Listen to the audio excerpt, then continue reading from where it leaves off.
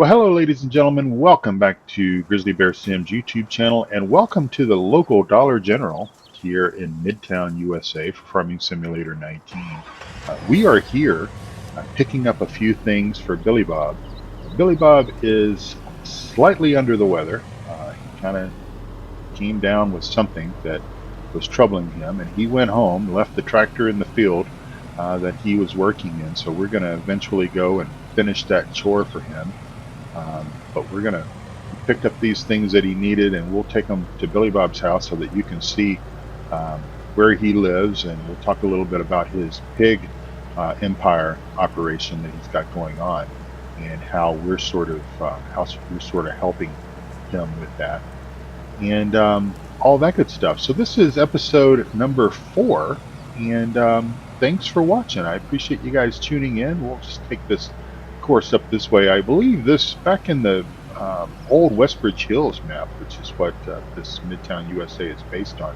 I believe the garden center was around right here where that house is, and then of course the shop is where the shop is. And but yeah, so we'll just stop at the stop sign and proceed forward. Just for sake of clarity with the videos and the continuity and everything, I did turn traffic off just because AI traffic on Farm Sim is just squirrely as all can be, and it was causing some problems with courseplay and the proximity of the fields to some of the roads where the cars were driving down. And well, Midtown USA is such a small little area that well, you know, it's not a whole lot of traffic. So we'll just kind of take this this track up behind Billy Bob's pig farm here. This is his pig operation that he leases, and kind of part of it he gets his house right over here. He's had to do quite extensive DIY work in the house as we bump and jar our way up the dirt path there. So that's where he was working. Like I said, he got sick and then just came home and called Jack and gave Jack a message to have me if I have time, and I did to go and get him a couple of things. So we're gonna go ahead and do that, and we'll just go in here and set it on his counter. I think he's upstairs napping, and we've got a key. But here's his house, and as you can see, it's a work in progress, and he'll get there eventually. I bet it's cold in here though at night without any insulation. Yeah, we'll just set that right there, and then back out of here if we can get out. There we go. That's his loft that he sleeps in there. Cool stuff. All right, we'll close the door and go down off the porch here. We'll leave our truck here. He'll bring that back later this afternoon. I'm sure he'll get to feeling better. And we'll just run over here and I'll show you the pig setup for him. Now, because he doesn't have any storage space over here, that's kind of part of it. Kind of a weird situation, but it is what it is. He borrows space from me and stores his bales of straw and pig food and stuff like that. So that's the whole operation for Billy Bob's pigs, and we'll help him out from time to time with that, and talk more about the whole Billy Bob's pig empire. Say that 3 times fast. Anyway, hope everyone is having a wonderful, wonderful day. I believe I've already said this, but this is episode number 4 of Midtown USA. So we are proceeding quite nicely, and my apologies, my voice is rather deep this morning. The allergies are doing their thing, and whatever that thing is, and we're going to get in this tractor and with our shaky plow. I love this plow, but it's got some shakes and quirks to it, I think, and not sure if it's, sometimes these mods, and I know that this mod, I have used this particular version of this plow going back to when I first sort of got started with Farm Sim and Farm Sim 15.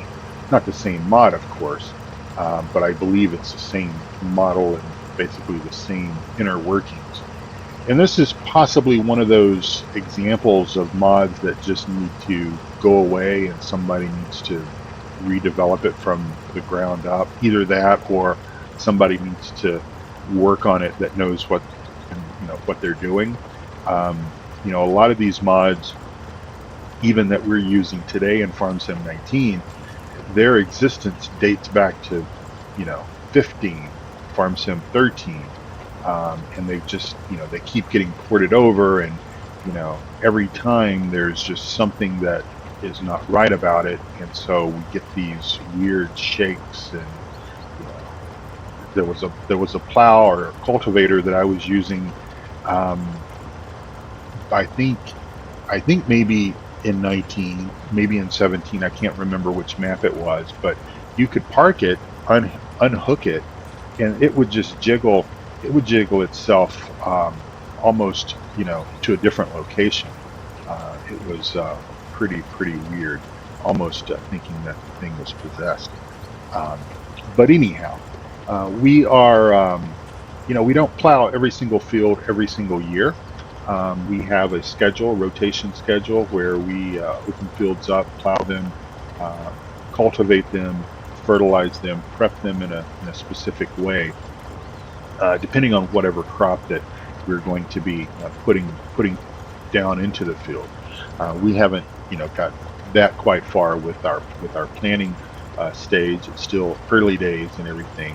One thing that we do know for sure is that field right over there, field number 7 that you're looking at, just on the other side of those trees. That is going to be a co-op project with the local biogas facility here in Midtown. And the way that that is going to work, or at least the way that we think that that is going to work, is that local farmers to the area, and there's quite a few local farmers here that we sort of work with, we know, and sometimes we do work for them, and sometimes they come and do work for us. But essentially, everybody that wants to participate in this co-op will dedicate a piece of land that's on that they own. They'll take care of the field, seed it, grow whatever it is that they're going to grow up to fruition, and then transport that to the BGA. So we're going to plant corn over in that field, and we'll chop it into chaff and deliver that to the BGA at some stage, and then get a percentage of the profits from that. So that will be hopefully a nice little earner for us. Certainly hope it will be. And it's not all about how much money we can make or profit and everything. A lot of it is just the journey and getting there and having fun. As far as kind of how I play my maps, obviously within agriculture, it is about making money. It is about being able to survive, and this is this is an industry that is that's suffering. It's suffering now because of the whole pandemic situation. And then obviously it suffers because of drought and just all the other things that can kind of go along with farming. I mean, it's a risky business, I suppose you could say. And I've been chatting with my dad quite a bit in recent months after the passing of my mom and everything. And my dad talks a lot about his dad, my grandfather. And my grandfather was a farmer. My grandfather was a farmer in the sense that he basically operated a farm that was for his family, for his friends, and then enough, almost self-sufficiency, if you will. If you think about it from that standpoint, I mean, he wasn't growing crops for mass consumption and everything. He was mainly growing vegetables and raising animals and everything for his own family's use. But then obviously extra surplus stuff he would trade or sell, and then that's kind of how they survived. That's how they paid the bills and that sort of thing. And my dad's been talking a lot about my granddad, and about how good of a farmer he was, and he was very successful in being able to raise crops for his family, animals for his family and all that stuff. And some years were better than others. And they raised a whole slew of different types of foods, corn and uh, a little bit of wheat. They grew cotton occasionally, whatever their needs were. And of course, they had relatively large gardens with lettuce and tomato and peppers and whatever they needed. And of course, they grew enough to last the entire year. And my grandmother would can or put up different things. They had a smokehouse where they could, after they slaughtered animals, they could smoke them and preserve them that way. And just hearing a lot about those ways. And my dad, my grandfather, my grandfather on my dad's side was born in 1895. He fought in World War I. My grandmother was born in 1898. My grandparents on my mom's side, much later. My grandfather was born on my mom's side was born in 1920, I believe. My grandmother in 22 or 23. So there's quite a significant age difference between my sets of grandparents, if you will, and almost the generation and the ways that they were each raised. The way that my grandfathers each were raised was completely different. The time period that they came up in and everything. But I quite enjoy hearing about that, because my grandfather, when he passed away on my dad's side, I was only about 18 months old. I was less than 2 years old. So I don't have any memory of my grandfather Taylor, my Pa Taylor. The only thing that I have is I have a photo which I have kind of grown up seeing, either at my grandmother's house or at other family members' house, and eventually at our house. And now it sits on my desk, and it's a photo of me. I was probably 6 months old, if that, maybe even younger, maybe around 3 months old, sitting in my grandfather's lap. And that's really the only thing that I have that shows the two of us together. And like I said, I keep that on my desk, and it serves as inspiration. My grandfather was a very talented man. He had, I believe, a 3rd or 4th grade education, but he was very smart. He could do anything that he wanted to do. Obviously, ran a successful farm and all of that stuff. He ran my great grandfather's blacksmith shop for starting at like the age of 13 or 14. And of course, keep in mind that many generations ago, life of people that lived in that time frame, their adult life began much earlier than what our adult life begins. And so so he was actually working at age 12. But where I was going with this was that there's a significant age difference between my aunts and uncles, my dad's brothers and sisters. My dad was born in 43, and my aunt and uncle was born in the 20s. So almost my aunt and uncle, my dad's brother and sister, are about the same age as what my grandparents were on my mom's side. And again, just different ways of life, different ways of bringing up the kids and everything. And so my dad, like I said, my dad talks a lot about this, and I enjoy hearing about it, because I know that one day I won't have my dad in my life, and these stories, if they don't get passed down to me and get into my memory. And I'm taking it a step further by trying to write down as much as what my dad tells me, just so that it's further preserved, if I would care to do anything with that, publish it or whatever. And that way it's documented, because again, when the memories are gone, then they're gone. All right, well, we're coming up on about halfway point for this video. And we'll go ahead and stick it out here and probably put another pass. That's probably a pass and a half to get the rest of this field plowed up and ready to go. Eventually, we'll get the boys working on field number 7 there. Like I said, that's going to be sent to the BGA as chaff. We've got equipment. The BGA, well, when you start this map, if you are playing it, then you already know this. And if not, whenever you download this map, and by the way, Midtown USA for Farming Simulator 19 is exclusively available at simplysafemods.com. I own and run that mod website. And if you want to play that this wonderful map, then head over to simplysafemods.com and you can download that. Super fast download speeds. I do have advertising run on the website, which initially I was not running any commercial ads, but the site needs to pay for itself now that I am unemployed for now. And so every little bit helps. But the download speeds are super fast. You don't have to register for an account. Basically click the downloads you want, download it, and start playing it.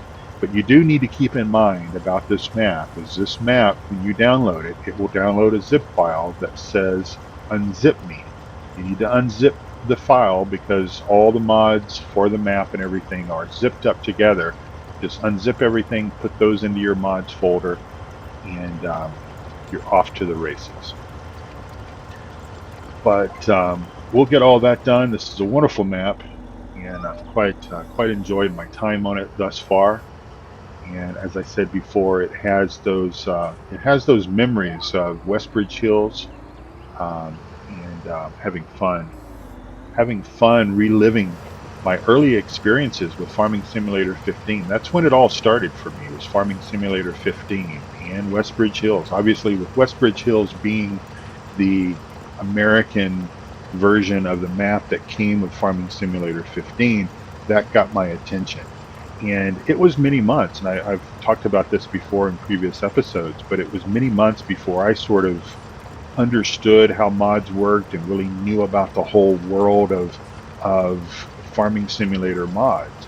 And so I played the heck out of Westbridge Hills, just played it for, all that it was worth. Did the whole starving farmer method of starting with the way that, the map presented itself when I loaded up the game for the first time.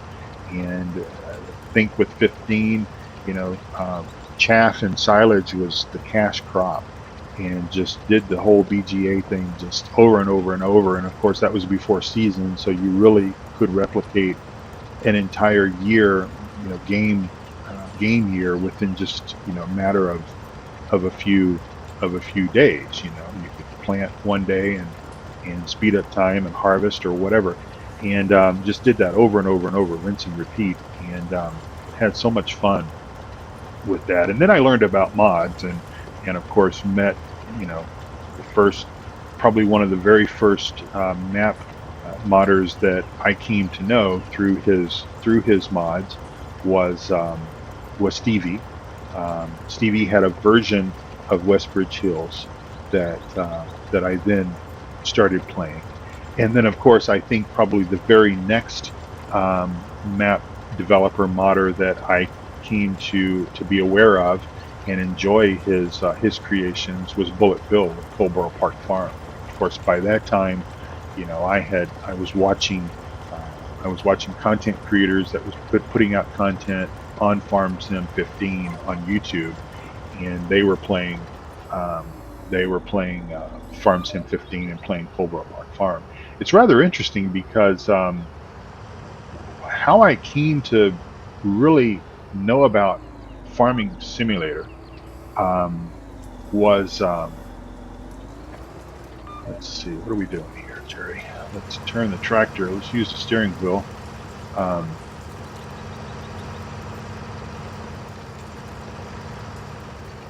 Well, this guy's got a mind of his own right now. The way I kind of came to know about Farming Simulator 15 was, at the time, I was exclusively flying Flight Sim. That's all I was doing. That's really the only game that I had in my collection of games, if you will. and had been longtime flight simmer, dating back to the early 1980s when flight sim was on Commodore 64.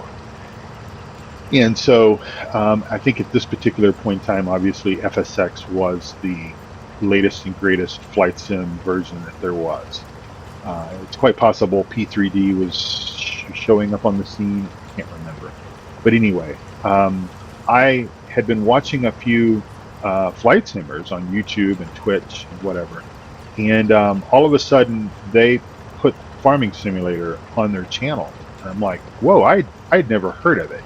Now, I had dabbled just a little bit in Train Simulator back when Microsoft had Train Simulator. When Microsoft owned Train Sim, it's kind of funny because Microsoft, had Flight Sim, had Train Sim, had some of these other games that they eventually stopped developing and sold the intellectual property or allowed these other companies. And Dovetail Games was the one that ended up getting what used to be Microsoft Train Sim, just like they ended up getting what used to be Flight Sim for a period of time. Now, I don't know if with the new Flight Simulator 2020, if we're going to see Microsoft get back into Train Sim. I doubt it. I think Dovetail. I suppose that's one thing that Dovetail has done well with is Train Simulator, even though I don't agree with their DLC process. But anyway, that's a different story for a different video. But anyway, these content creators that I had been watching put Farm Sim on their channel, and I'm like, well, that's kind of cool. And I know I've talked about this before. I knew about like the whole. My mom used to play Farmville on Facebook, and I guess when I heard people talking about Farm Simulator, I guess I was thinking, well, it was something like Farmville, and that just really didn't interest me. If I play a game, I like to do things. I like to be able to, do things like with Flight Sim, fly from point A to point B. Farm Sim, plow a field, plant a field, harvest a field, whatever the case is. And so my mind, I'm thinking, well, Farm Sim is like Farmville. I'm not interested in it. Well, I saw these guys playing it, and I'm like, wow, that's cool. That is really cool. I think I could dig that because you're doing things. You're simulating the role of a farmer, and so I bought it. Bought it off Steam, and began playing it. And then soon after that, I learned about ETS2. This was before ATS came out. Learned about ETS2, and just kind of fell in love with additional simulation-based games other than Flight Sim, because at the time Flight Sim was it. That's really all I was playing. All right. Well, as we wash things up here, because the plow, I believe that's the only field that we had left to plow. Because again, like I said, we don't plow every field every single year. We'll go ahead and get this guy washed up and get him back into the barn because it's done. And we'll go ahead and squirt some water on the tractor as well and clean it up just a little bit. We're not done with her. She still has quite a few more chores to do in both cultivating as well as seeding. And it's been running really well.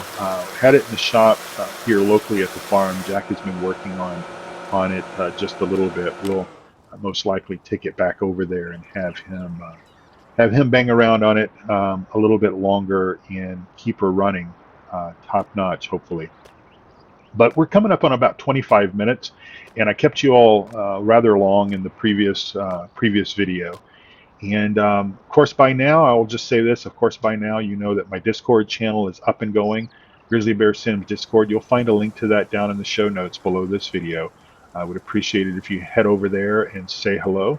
And of course, nothing will change with Simply Safe Mods Discord. So you folks that are coming over from Simply Safe Mods, just trying to keep things separate so that we don't have a lot of confusion with what's going on, because most everyone that's members of Simply Safe Mods Discord are there because of the farming simulator mods, but obviously Grizzly Bear Sims Discord is going to encompass all of these different simulation-based games that I play, including flight sim, truck sim, maybe some train sim, we'll see, and of course farm sim. So really, thank you all so much for watching. I hope that everyone is having a wonderful, wonderful time, wonderful summer. If you're in the northern hemisphere, summer's almost over. Thank God for that, because it has been rather warm here in the Mile High City, and I know it's been even hotter elsewhere. But I am looking forward to fall. The fires here are just out of control, and we need some rain and we need some cooler temperatures for those brave men and women who are risking their life to fight those forest fires. And I'll just say thanks for watching. Take good care of yourself and also of each other. Come back to Midtown USA for another video very, very soon. Bye for now.